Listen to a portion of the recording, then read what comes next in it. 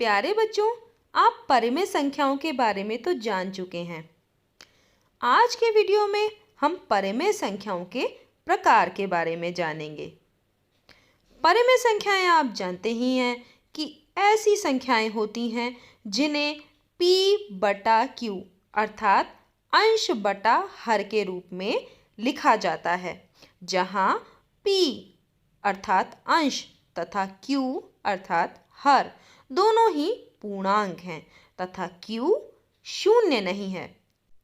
परिमेय संख्याओं में अंश शून्य हो सकता है लेकिन हर शून्य नहीं हो सकता। अब हम परिमेय संख्याओं के प्रकार के बारे में जानेंगे। सबसे पहले धनात्मक परिमेय संख्याएं, ऐसी परिमेय संख्याएं जिनका अंश और हर या तो दोनों ही धनात्मक पूर्णांक हो या अंश और हर दोनों ही ऋणात्मक पूर्णांक हो। आप यहाँ कुछ उदाहरण देख रहे हैं।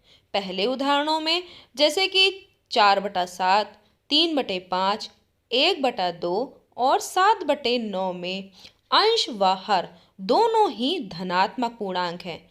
एवं दूसरे उदाहरणों में जैसा कि -1/-4, -4/-7, -8/-5 और -3/-11 में अंश व हर दोनों ही ऋणात्मक पूर्णांक हैं।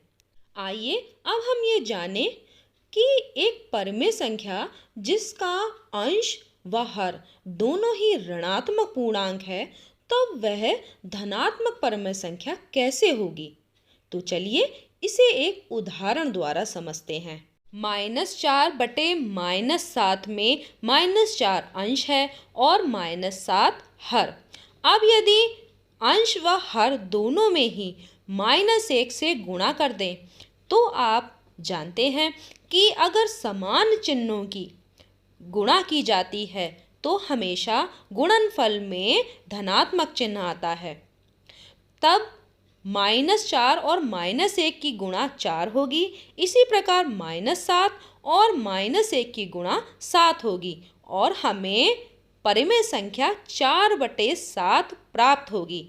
इस प्रकार आप समझ गए होंगे कि कोई भी परिमेय संख्या यदि उसके अंश व हर दोनों ही ऋणात्मक पूर्णांक हैं तो वो एक धनात्मक परिमेय संख्या होगी। अब हम ऋणात्मक परिमेय संख्याओं को समझेंगे। यदि किसी परिमेय संख्या के अंश एवं हर दोनों में से एक धनात्मक पूर्णांक हो तथा दूसरा ऋणात्मक पूर्णांक हो तो परिमेय संख्या ऋणात्मक परिमेय संख्या होगी। ऋणात्मक परिमेय संख्याओं के उदाहरण हैं -3/5, 2/-3, -1/4, 5/-7, 6/-11 आदि।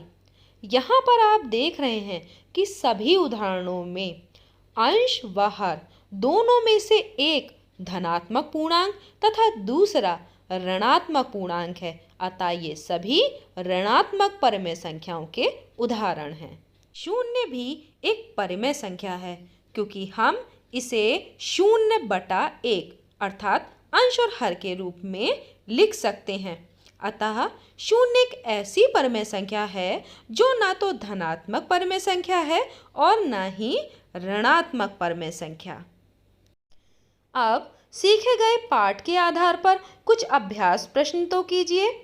निम्न परिमेय संख्याओं में से धनात्मक परिमेय संख्याओं एवं ऋणात्मक परिमेय संख्याओं को छांटकर अलग अलग लिखिए। दूसरा प्रश्न है, शून्य धनात्मक परिमेय संख्या है या ऋणात्मक परिमेय संख्या। आशा है निम्न प्रश्नों को आप आसानी से कर लेंगे। धन्यवाद।